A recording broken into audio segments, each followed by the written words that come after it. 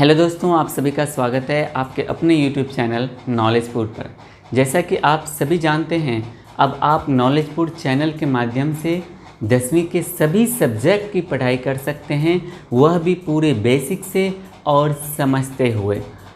अगर आप हमारे चैनल पर नए हैं तो इस चैनल को सब्सक्राइब कर लीजिए और इस चैनल के बारे में अपने सभी दोस्तों को बताइए।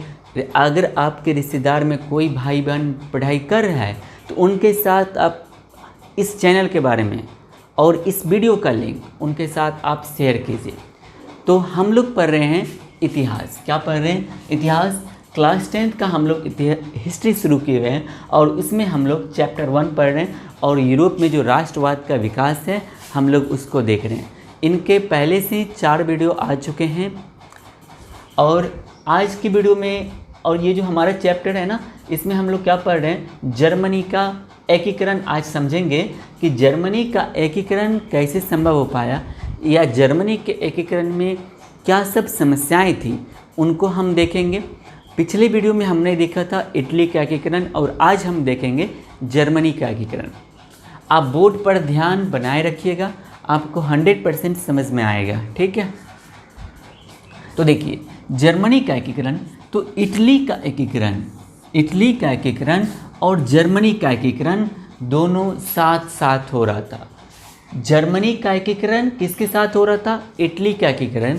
जिस समय इटली के एकीकरण के साथ साथ जिस समय इटली में एकीकरण वहाँ के नेताओं के द्वारा इटली को एक राष्ट्र बनाया जाए, उसके लिए काम किया जा रहा था। उसी समय मतलब सेम टाइम में जर्मनी में भी वहाँ पर बहुत सारे नेता मिलकर यह चाह रहे थे कि जर्मनी को भी हम एक राष्ट्र के रूप में हम पूरी दुनिया के सामने प्रस्तुत करें। तो लेकिन यह भी संभव जर्मनी के लिए भी नहीं था। क्यों? क्योंकि जर्मनी भी जो था 300 छोटे या बड़े राज्यों में विभक्त था। जैसे इटली कई प्रांतों में कई राज्यों में विभक्त था, उसी प्रकार से जर्मनी भी 300 छोटे बड़े राज्यों में विभक्त था। मतलब अलग अलग, कुछ छोटा सा राज्य यहाँ पे है, कुछ फिर आगे बड़ा राज्य है, फिर कुछ छोटा राज्य है। ये इसी प्रकार से 300 छोटे बड़े राज्यों में विभक्त था। कौन? तो आप बोलोगे जर्मनी। और इनके साथ समस्या क्या था? या सभी राज्य थे, जितने भी राज्य थे, 300 जो राज्य थे, ये सभी राजनीतिक, सामाजिक और धार्मिक दृष्टिकोण से भी इनमें विषमताएं थी। मतलब कुछ कैथोलिक धर्म के यहाँ थे, प्रोटेस्टेंट धर्म के वहाँ थे। मतलब उन लोगों में धार्मिक रूप से भी नहीं बनता था, सामाजिक सोच भी उन लोगों का अलग अलग था। और यहाँ पे जो उनके शासक थे, जो शासन कर रहे थे, उनकी तो राजनीतिक पॉलिसी ही अलग थी, जो इन लोगों से आपस में मेल नहीं खा रही थी। उनके बाद क्या था? याद रखिएगा, जर्मनी का जो संसद है उनको हम क्या कहते हैं? डायट कहते हैं। जर्मनी के संसद को क्या कहा जाता है? तो आप क्या बोलोगे? डायट कहा जाता है। क्या कहा जाता है? डायट कहा जाता है। प्रसा का चांसलर था कौन? Bismarck Hegel. प्रसा का चांसलर कौन था? बिस्मार्क हेगेल था। उनके बाद याद रखिए, उत्तर जर्मन राज्यों में जहाँ प्रोटेस्टेंट की संख्या बहुत ज़्यादा थी, उत्तर जर्मनी यानी जर्मनी का उत्तरी वाला भाग देखिएगा तो वहाँ पे प्रोटेस्टेंट की संख्या ज़्यादा थी। तो इसलिए वहाँ पर उस क्षेत्र में जो प्रसा जो था, प्रसा वह सबसे शक्तिशाली राज्य था। यानी जर्मनी के उत्तरी राज्यों में जिन क्षेत्रों में प्रोटेस्टेंट की संख्या ज़्यादा थी, वहाँ का सबसे शक्तिशाली राज्य कौन था? तो आप क्या बोलोगे?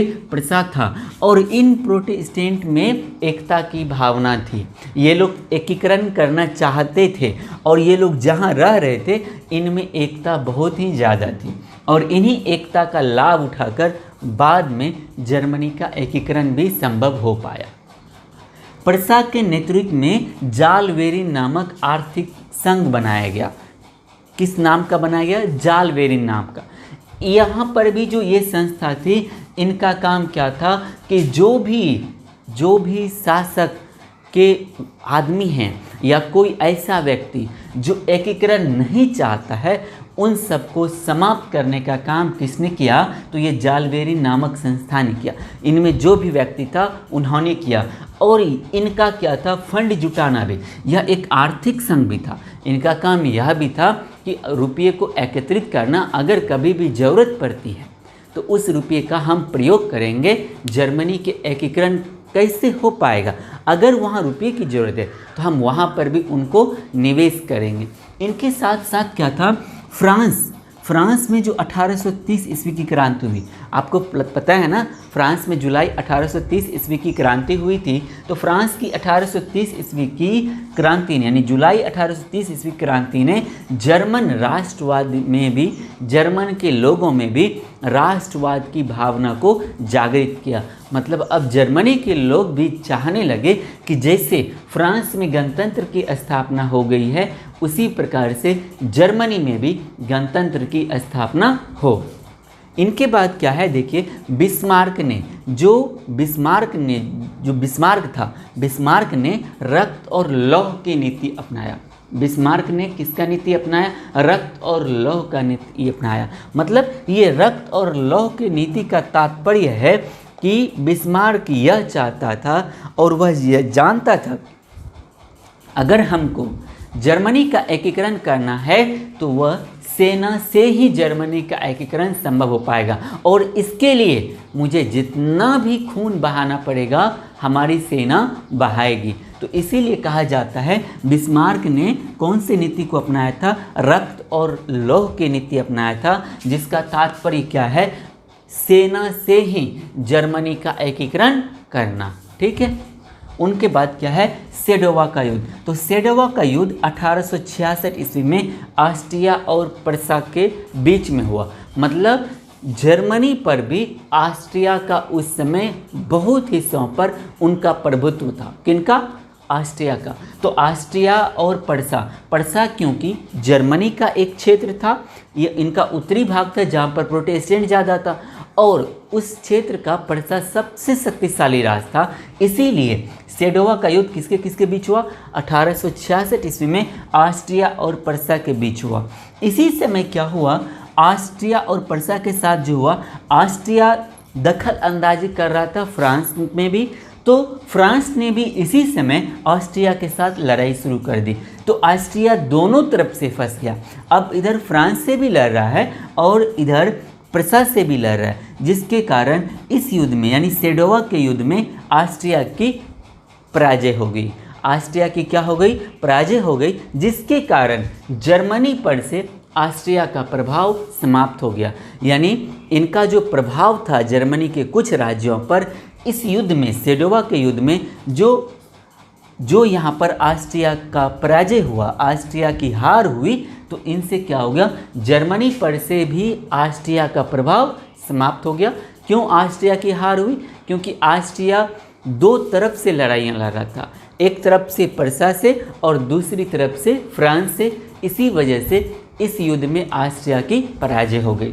उनके बाद देखिए मैंने स्टार लगा के कुछ लिखा है। तो स्टार में क्या है कि 19 जून 1870 ईस्वी को फ्रांस में भी कौन, नेपोलियन ने प्रसा से युद्ध की घोषणा कर दी। मतलब पहले फ्रांस जो है यह साथ दे रहा था किसका, जर्मनी का, क्योंकि ऑस्ट्रिया का प्रभुत्व इन पे फ्रांस पे भी था और थोड़ा बहुत जर्मनी पर भी था। तो इसलिए इन्होंने क्या किया, ऑस्ट्रिया को हराने के लिए प्रसा के साथ मिलकर इन्होंने ऑस्ट्रिया को हरा दिया।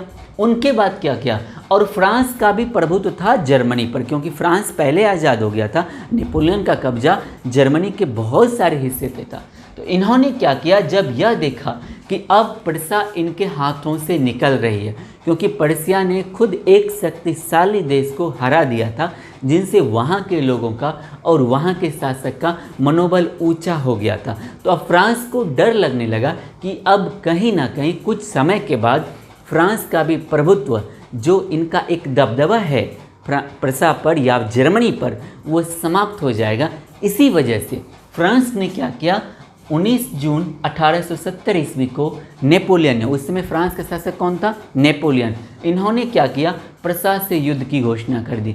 किसने युद्ध से घोषणा किसने की, तो वो किया फ्रांस ने। फ्रांस में भी कौन, नेपोलियन ने।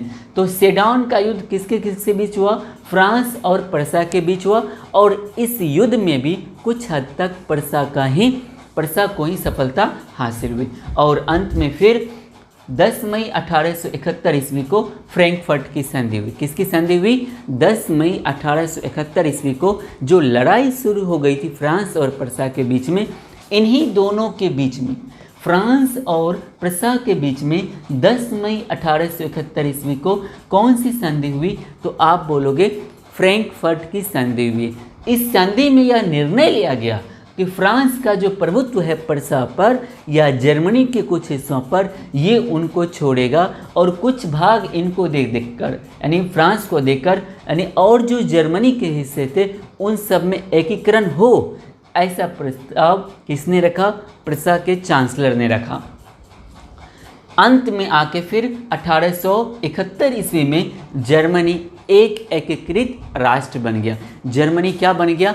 एक एकीकृत राष्ट्र बन गया। कब? जब फ्रांस और प्रसा के बीच हुई फ्रैंकफर्ट की संधि। याद रखिएगा, यहाँ पे जो फ्रांस के साथ लड़ाई हो रही थी, सिर्फ प्रसा नहीं लड़ रहा था, प्रसा के नेतृत्व में, प्रसा जो शक्तिशाली राज्य था, इसके नेतृत्व में वहाँ के और सभी राज्य मिलकर फ्रांस के खिलाफ लड़ रहे थे।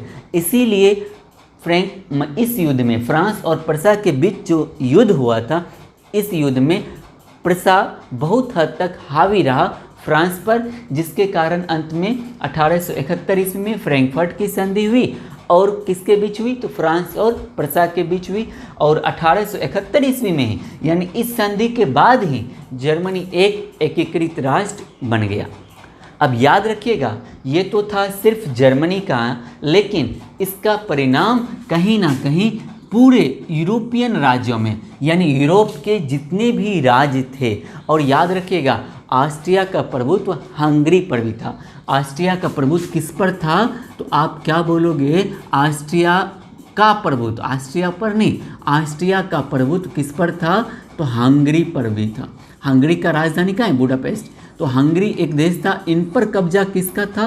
तो आप क्या बोलोगे? ऑस्ट्रिया का था।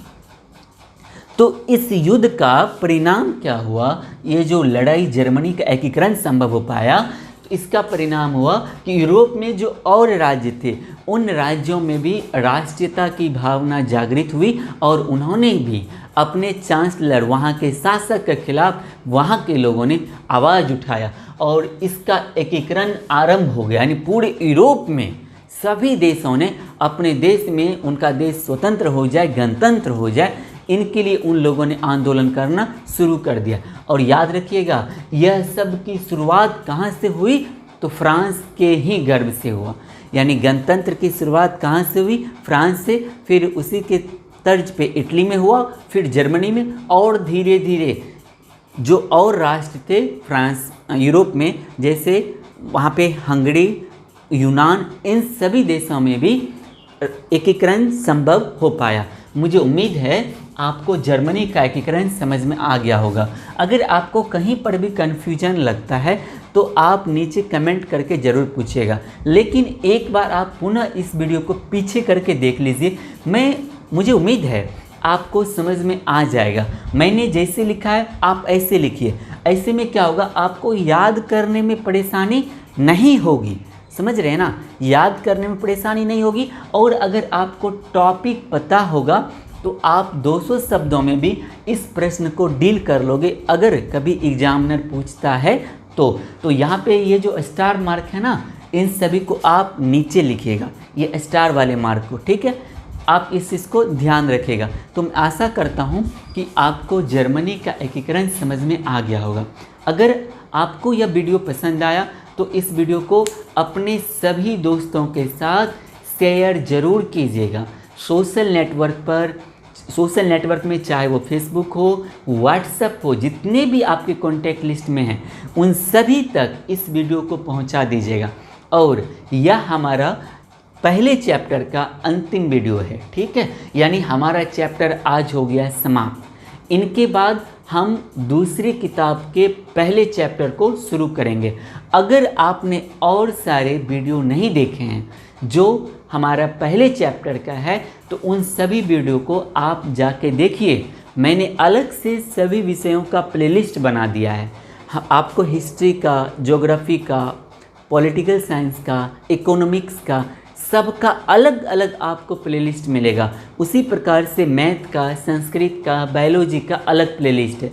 आप प्लेलिस्ट में जाइए और उन सभी पाठ को, इनके जितने भी पाठ आए थे उनको देखिए। 100% आपका यह पूरा चैप्टर क्लियर हो जाएगा। यूरोप में जो राष्ट्रवाद की भावना कैसे जागृत हुई, ये पूरा आपका चैप्टर क्लियर हो जाएगा और आप किसी को समझा भी दोगे, 100% आप समझा दोगे। और इन सभी का नोट्स में आपको PDF जो है ना, हाथ से लिखा हुआ नोट्स भी मैं आपको प्रोवाइड कर दूंगा। तो वो नोट्स आपको कहाँ मिलेगा?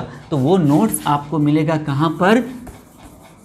तो एक बार उनको भी आप समझ लीजिए कि आपको नोट्स कहाँ मिलने वाला है। तो आपको नोट्स मिलेगा टेलीग्राम चैनल पर। कहाँ मिलेगा?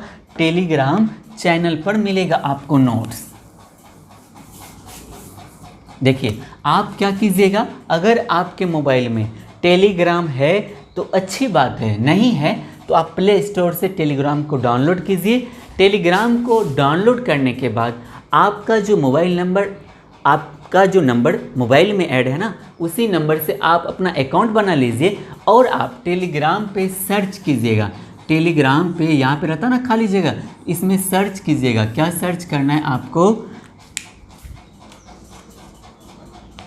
आपको यहाँ पर सर्च करना है नॉलेजपुर अमन। क्या सर्च करना है? नॉलेजपुर अमन। जब आप इसको सर्च कीजिएगा तो सबसे पहले में आपको अपना चैनल यानी नॉलेजपुर का चैनल मिल जाएगा। वहाँ पे नॉलेजपुर अलग अलग लिखा हुआ रहेगा, नॉलेजपुर। और याद रखिएगा, इनके दोनों साइड आपको मिलेगा किताब का लोगो। किसका लोगो मिलेगा? तो किताब का लोगो मिलेगा दोनों साइड। आप इस चैनल को जाके ज्वाइन कीजिए, नहीं तो मैं टेलीग्राम चैनल का लिंक अपने इस वीडियो के डिस्क्रिप्शन में भी दे दूंगा। वहाँ से भी आप क्लिक करके इस चैनल को ज्वाइन कर सकते हैं।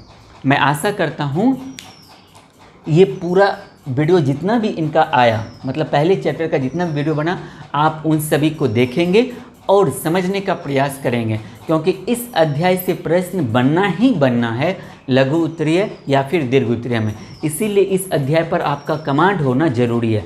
और मैंने बहुत ही बारीकी से और सरल भाषा में समझाया है, आपको मज़ा ज़रूर आया होगा। आपको यह वीडियो कैसा लगा आप नीचे कमेंट करके ज़रूर बताइएगा। मिलेंगे अगले वीडियो में, तब तक के लिए जय हिंद, जय भारत।